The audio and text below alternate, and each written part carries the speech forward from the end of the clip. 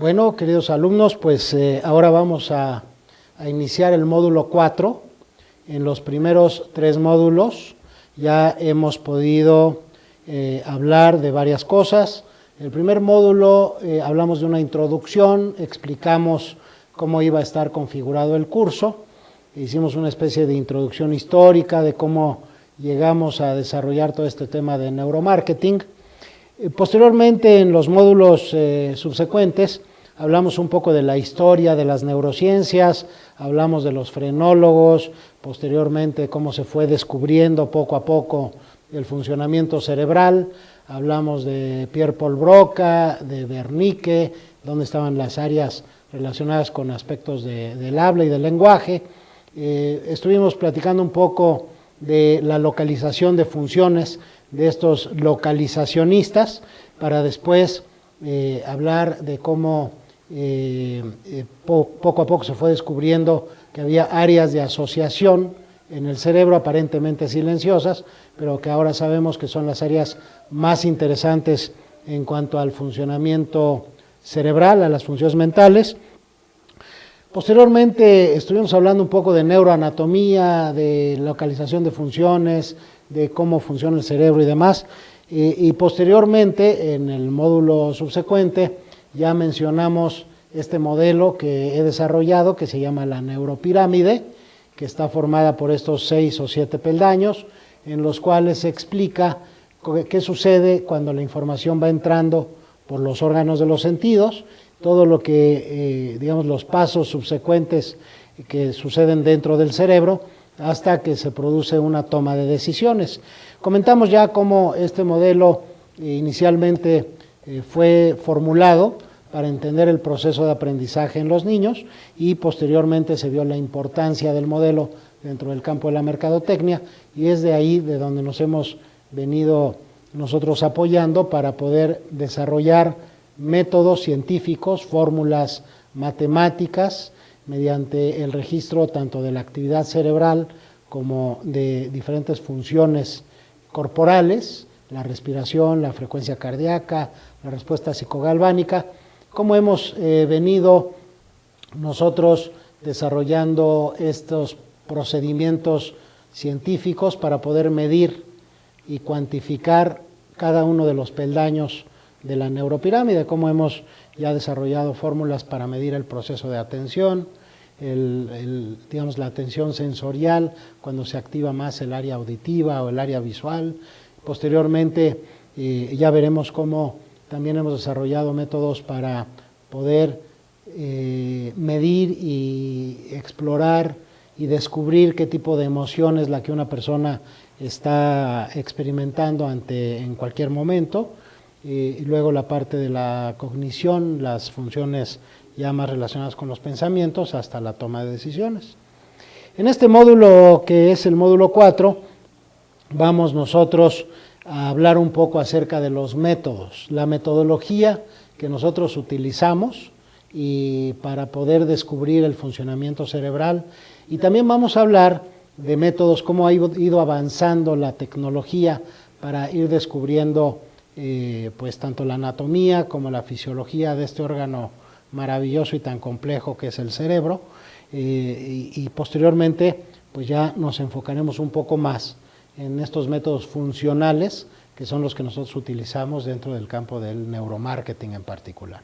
Entonces vamos a hacer un pequeño recorrido primero por métodos diversos que se han venido desarrollando, tecnológicos. No todos ellos se usan dentro del campo del neuromarketing, pero es importante que ustedes los conozcan para que vayan teniendo esta información también.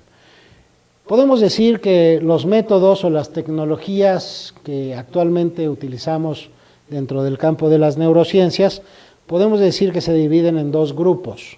Unas, aquellas que son métodos de neuroimagen, que nos permiten sobre todo explorar la anatomía con la configuración del cerebro. Algunos de ellos permiten también explorar funciones básicas en el cerebro, que ahora hablaremos de ellos. Y en segundo lugar, el segundo grupo, que son aquellas tecnologías más funcionales, que nos permiten explorar el funcionamiento tanto del sistema nervioso periférico como del sistema nervioso central y particularmente de la actividad eléctrica que emana de la corteza cerebral, que es el sitio de las funciones mentales.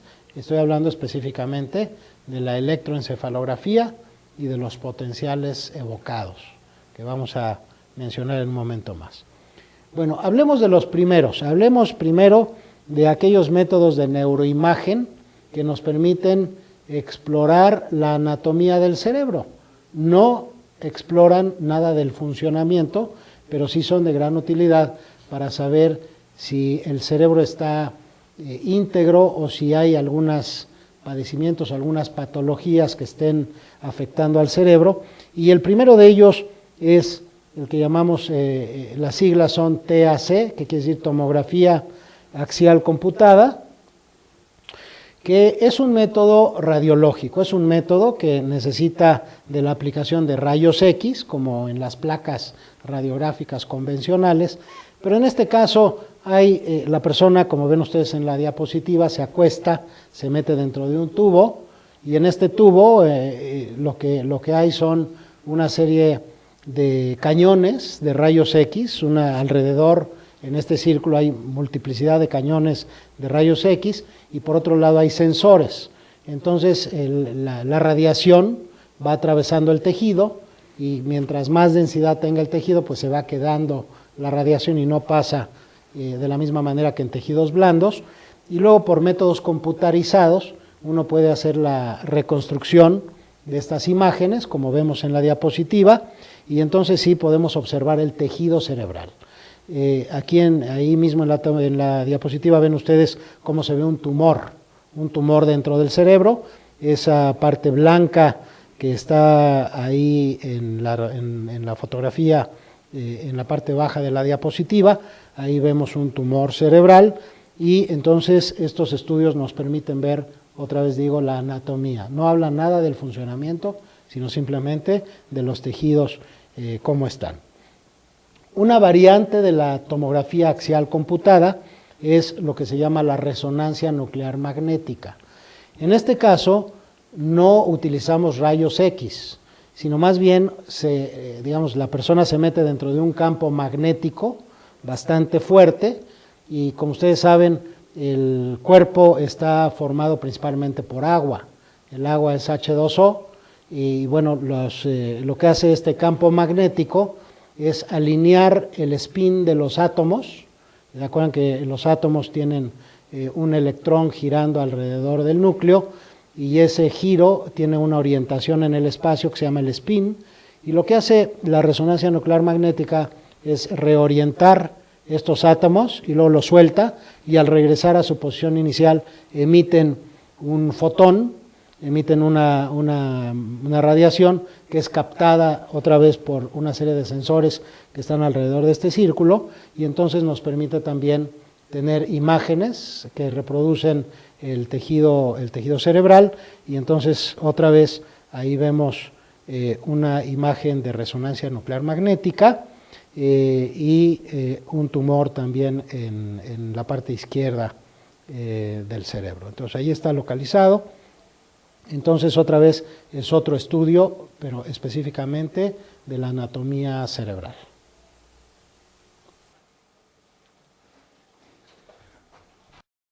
El siguiente tipo de estudio que podemos aplicar para estudiar el cerebro, y en este caso sí ya el funcionamiento también, sin embargo se basa en la anatomía, es lo que se llama la resonancia magnética funcional. Y en este caso lo que detecta es la concentración de oxihemoglobina. La oxihemoglobina, la hemoglobina, como ustedes saben, es una sustancia que está dentro de los eritrocitos y tiene una gran afinidad por el oxígeno, entonces capta el oxígeno y tienen un alto contenido de fierro, de hierro. Entonces esto tiene también una carga magnética que con la resonancia funcional se puede en un momento dado observar partes del cerebro que aumentan su funcionamiento. Cuando funcionan, por ejemplo, si yo muevo mi mano derecha y sé que la parte motora del lado izquierdo está controlando este movimiento, y si yo sigo haciendo este movimiento, aumenta la cantidad de oxígeno en esta parte motora, que es la que rige el funcionamiento de mi mano. Entonces esa concentración de oxígeno la podemos observar mediante estos métodos. Otra vez la persona tiene que estar muy tranquila, tiene que meterse de un tubo, no permite ver el funcionamiento simultáneo, sino que uno tiene que permanecer un rato haciendo el movimiento para que se incremente la oxigenación en ese lado. Entonces, estos son métodos complejos en los que se requiere que la persona esté totalmente acostada y tranquila para poder obtener esta información, y son métodos muy interesantes que usamos para descubrir áreas de funcionamiento cerebral en diferentes condiciones, y esto está aportando también conocimiento dentro del campo de neuromarketing, pero no son, digamos, estudios que se puedan usar directamente para hacer la exploración de comerciales y videos y todo lo demás que se hace en neuromarketing, y todo eso sí se puede rescatar a través de la electroencefalografía, que veremos en un momento más. El siguiente estudio que quiero mencionar dentro de este grupo de estudios de neuroimagen es lo que se llama la tomografía por emisión de positrones. Y acá sí es más invasivo el método, porque sí se requiere de inyectar material radioactivo que va a ir, digamos, a partes del cerebro que están incrementando otra vez su función, parecido a la anterior, pero en este caso con material radioactivo, y nos permite también descubrir áreas del cerebro que están funcionando más en ciertos momentos. Entonces, también la tomografía por emisión de positrones se está usando, aplicando estímulos a las personas y viendo qué partes del cerebro se empiezan a activar, y esa es información de interés para nosotros que hacemos neuromarketing, para empezar a localizar áreas relacionadas con algunas funciones. Pero todos estos métodos no son los que se usan comúnmente dentro del campo del neuromarketing. Aquellos que se usan son más bien los estudios funcionales, y de estos nos vamos a detener un momento más a platicar de ellos. ¿Cuáles son estos instrumentos que nos permiten analizar el funcionamiento tanto del cerebro como del cuerpo? Porque aquí es muy importante para neuromarketing también poder registrar cambios en la fisiología fisiológica del cuerpo, para, por ejemplo, medir las emociones. Sabemos que las emociones repercuten en el cuerpo, como lo mencionamos al hablar de la neuropirámide, de tal forma que también se han desarrollado métodos para registrar tanto la frecuencia cardíaca, el tono muscular, la respiración, la respuesta psicogalvánica, la sudoración, la temperatura de las manos y demás. Pero uno de los instrumentos que más información nos permite rescatar y que usamos dentro del campo de neuromarketing es la electroencefalografía. La electroencefalografía es el registro de la actividad electromagnética que produce la corteza cerebral, la parte más superficial del cerebro, donde están las neuronas. Estas neuronas, y ahorita vamos a hablar un poco más de cuáles son específicamente las neuronas que están oscilando, que están produciendo estas oscilaciones electromagnéticas, que nos permiten, mediante electrodos que colocamos sobre el cráneo, registrar y luego poder analizar mediante procesos matemáticos, que también vamos a comentar, para poder saber qué partes del cerebro se están activando en diferentes momentos. Entonces, estos sí son instrumentos que nos permiten analizar la función, no la anatomía directamente, que serían los anteriores, pero en este caso el funcionamiento. Y por eso son de gran interés, porque además son instrumentos que se han convertido ya en instrumentos totalmente portátiles, que uno puede traer colocados en el cinturón y nosotros somos capaces ya pues de registrar muchas partes del cerebro de manera simultánea, junto con sensores que ponemos para registrar diferentes funciones fisiológicas del cuerpo, como lo que comentamos hace un momento.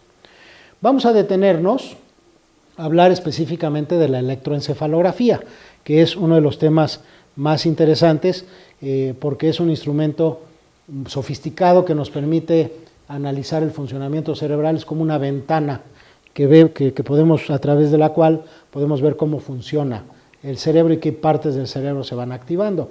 Ya comentamos acá cómo hay áreas visuales, cómo hay áreas auditivas, cómo hay algunas repercusiones del proceso de atención, la memoria, el lenguaje y demás, y entonces poniendo sensores podemos ir midiendo cuando se activa un área o la otra en el cerebro.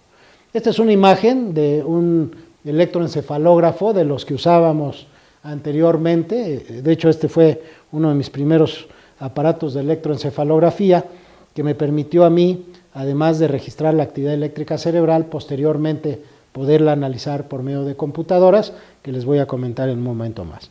Entonces, poniendo sensores en el cráneo, como ven ustedes en la imagen, necesitamos de amplificadores muy sofisticados que nos permiten amplificar esas oscilaciones pequeñitas y poderlas ver en lo que se llama un electroencefalograma.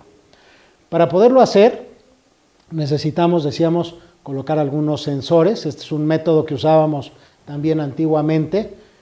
Poníamos electrodos sobre la superficie del cráneo en lugares específicos, que es un estándar a nivel mundial que se llama el Sistema 1020 Internacional, para poner estos electrodos en partes específicas del cerebro, poder registrar su actividad cerebral, amplificarla y luego registrarla o procesarla por medio de computadoras. Vamos a detenernos un momento a ver de dónde viene esta actividad eléctrica o electromagnética en el cerebro. Aquí en esta diapositiva ven ustedes digamos un cerebro.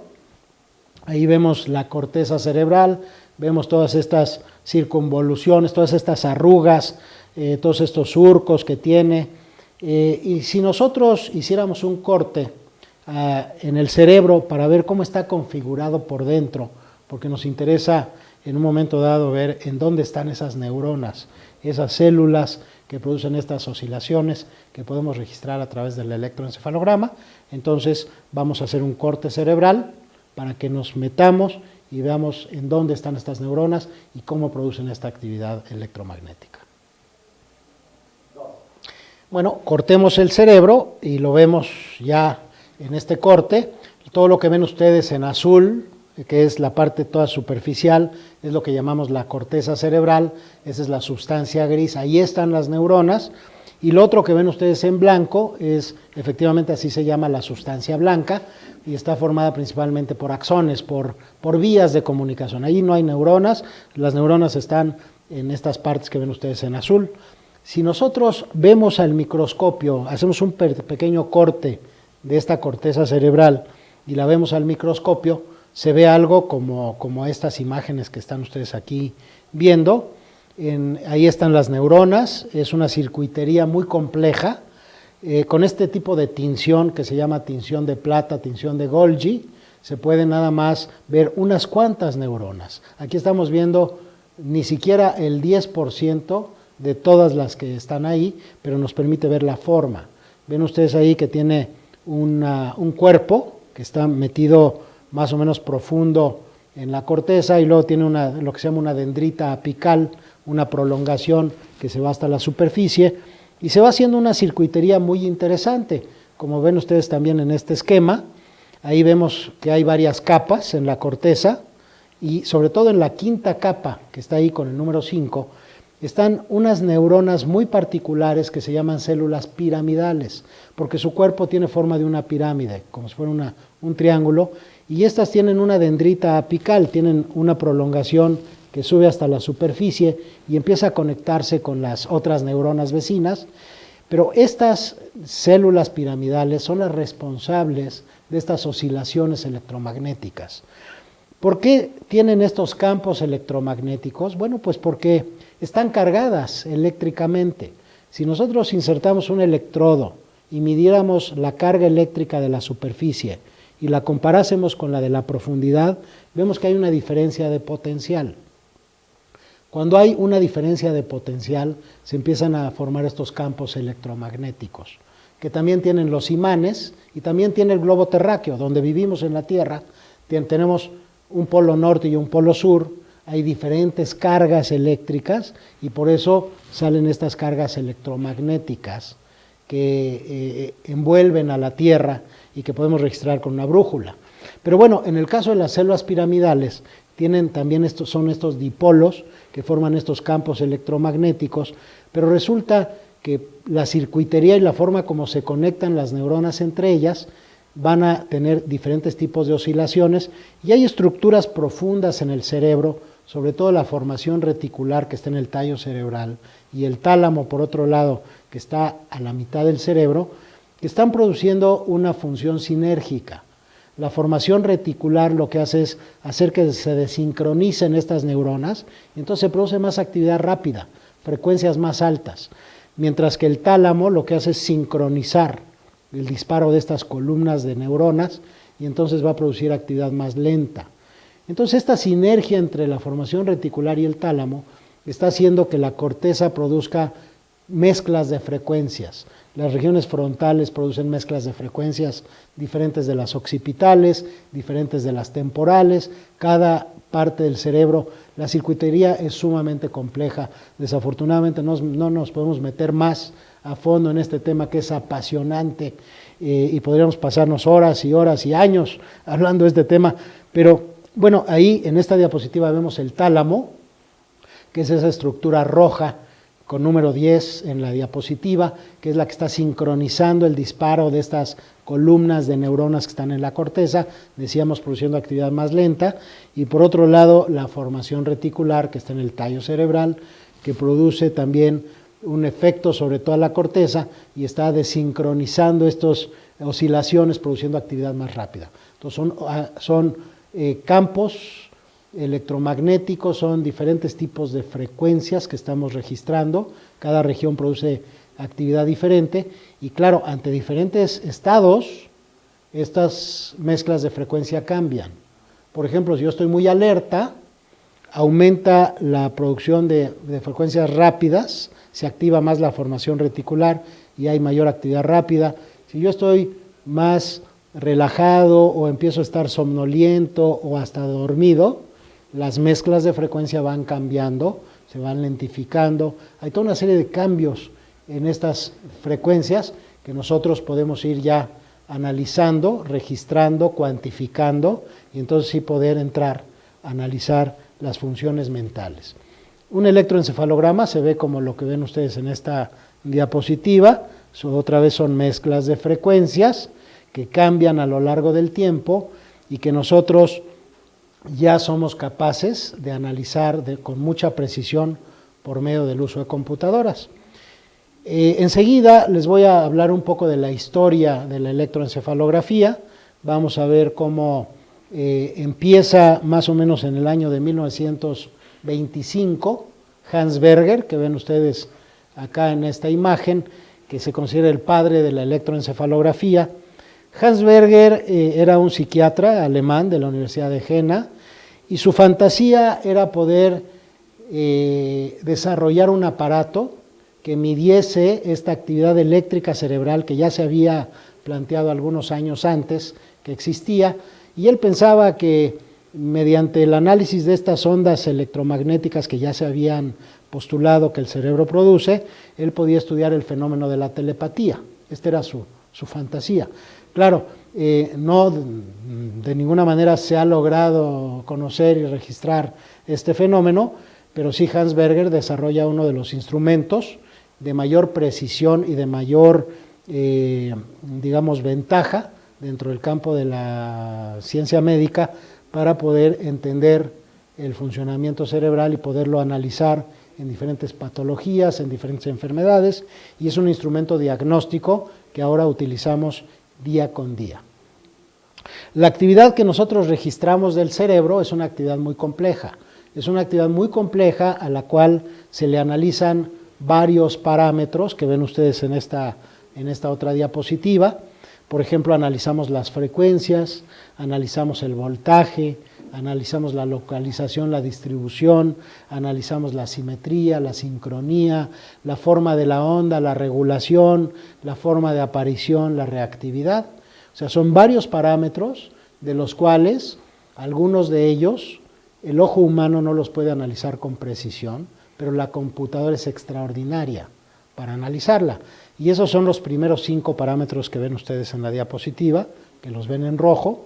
Esos parámetros, la computadora es extraordinaria para poderla analizar y cuantificar. A mí me tocó en lo personal vivir esta historia del desarrollo de las computadoras en el análisis de la actividad eléctrica cerebral.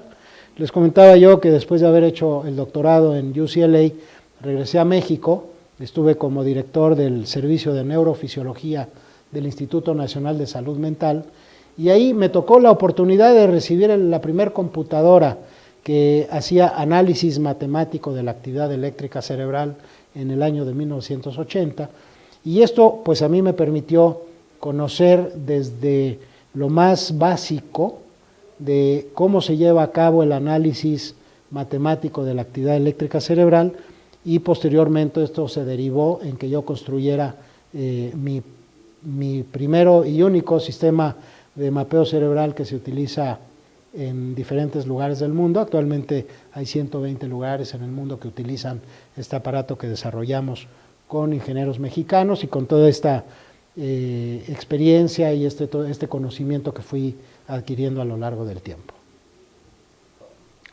En esa época que les decía que estaba en el Instituto Nacional de Salud Mental y usando esta computadora muy sofisticada que, como ven ahí, pues ya es una pieza de museo, pero en ese momento era la punta de lanza, era lo que se estaba empezando a utilizar para desarrollar estos métodos complejos de análisis de la actividad cerebral. Tuve la oportunidad de conocer a uno de los pioneros en la parte de la electroencefalografía computarizada, Reginald Bickford, que fue la persona que empezó a desarrollar fórmulas y métodos matemáticos para estas oscilaciones electromagnéticas, poderlas analizar matemáticamente mediante un método que se llama el análisis de Fourier. El análisis de Fourier es un método matemático que desarrolló un matemático de la época de Napoleón, hace muchísimos años, un genio de las matemáticas que estaba muy interesado en tratar de descubrir cómo el calor se esparcía a través de los sólidos, y entonces desarrolló este método tan complejo que ahora se usa en muchas áreas del conocimiento. Es un método que permite separar las frecuencias en sus componentes unitarios. Nosotros vivimos en un mundo hecho por frecuencias. La luz, los colores, el lenguaje, el movimiento, todos son frecuencias, son cambios que se llevan a cabo de manera simultánea a lo largo del tiempo, se llaman actividad analógica, que nosotros para poderlas analizar por medio de computadoras, primero tenemos que convertirlas en dígitos. Eso se hace a través de un convertidor analógico digital, y una vez obtenidos los dígitos podemos aplicar estos métodos como el análisis de Fourier para descomponerlos en sus frecuencias básicas, unitarias, y entonces sí analizar con mucha precisión lo que está pasando en el cerebro. Para explicar de una manera muy sencilla lo que es el análisis de Fourier, podemos compararlo con lo que sucede con el rayo luminoso cuando atraviesa un prisma. ¿Se acuerdan ustedes que si mandamos un haz de luz a través de un prisma, lo que hace el prisma es descomponerlo en su espectro de frecuencias? El arco iris, ¿verdad? Todas estas, digamos, diferentes colores que están formando ese rayo luminoso son esas frecuencias unitarias que al juntarlas forman esa luz. Dependiendo del color de la luz, si es una luz ultravioleta, una luz infrarroja, o dependiendo del color de la luz, al pasarlo por el rayo vemos que el componente de frecuencias es diferente. Ahí vemos toda la gama de frecuencias que componen esa luz. Lo mismo sucede con la actividad eléctrica cerebral cuando la pasamos a través del proceso del análisis de Fourier. Lo vamos a descomponer en sus frecuencias unitarias, como ven ustedes en la diapositiva. Del lado izquierdo tenemos una muestra de un electroencefalograma, lo analizamos a través de la computadora, hacemos un análisis de Fourier y vamos descomponiendo en sus frecuencias unitarias, que luego esas frecuencias unitarias las podemos ya ir midiendo, cuantificando, y podemos hacer cosas como lo que se llama el mapeo cerebral. El mapeo cerebral viene después de lo que ven ustedes acá. Esto es lo que se llama el análisis espectral compactado. Ahí vemos un electroencefalograma normal del lado izquierdo en la parte de arriba y una persona con un tumor de una parte de su cerebro. Por eso vemos esa asimetría, vemos esas oscilaciones muy lentas en donde dice abnormal, donde está la actividad anormal focal. Ahí vemos actividad muy lenta, persistente en la región temporal del lado izquierdo, a diferencia del normal, que todo es simétrico, las frecuencias tienen una distribución en la que hay más frecuencias rápidas adelante, más frecuencias lentas atrás. Pero bueno, de ahí empezó este análisis y después se fue haciendo lo que se llama el mapeo cerebral, que uno de sus principales exponentes, las personas que empezaron a desarrollar esto del mapeo cerebral, fue Frank Duffy, con el cual también tuve yo interacción, haciendo estas interpolaciones lineales, interpolaciones cuadráticas. Son métodos complejos, desafortunadamente no tenemos el tiempo de meternos en estos temas que son apasionantes también, pero bueno, con todo este conocimiento del análisis de Fourier y luego de las interpolaciones lineales cuadráticas, uno pudo, y nosotros en particular, pudimos desarrollar este mapeo cerebral topográfico que les muestro acá. Ya les había comentado un poco esta historia, cómo ya es un aparato más portátil, que colocando sensores sobre el cráneo podemos lograr ya imágenes como esta, en la cual podemos meter un cursor e ir viendo exactamente qué partes del cerebro se van activando y permitiendo un análisis muy preciso del funcionamiento cerebral con una resolución de 7.5 milésimas de segundo, una imagen detrás de la otra. O sea, la capacidad que tenemos de análisis es muy precisa y la resolución es muy alta. Es así como entramos dentro del campo del mapeo cerebral. Y bueno, después la historia fue que después de haber desarrollado todo esto, de tener la experiencia dentro del campo de la investigación básica y luego la investigación clínica, fue que después desarrollé todo esto de neuromarketing.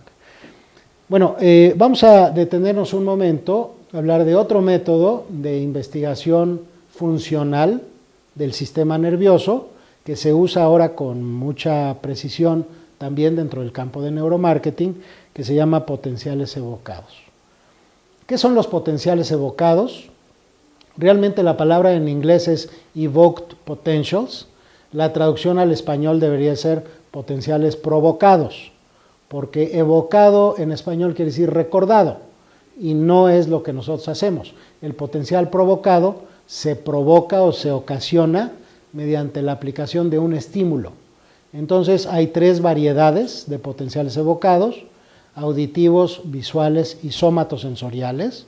Los auditivos es aplicar un estímulo auditivo, en el visual aplicamos un estímulo a través de los ojos, el somatosensorial aplicamos toquecitos eléctricos en el cuerpo, y mediante la técnica de potenciales evocados podemos hacer un seguimiento muy preciso de toda la vía neurológica, desde el estímulo hasta que se procesa por el cerebro, llega a las cortezas primarias y luego se va analizando lo que sucede con el estímulo una vez que llega a otras partes del cerebro, que son estas áreas de asociación.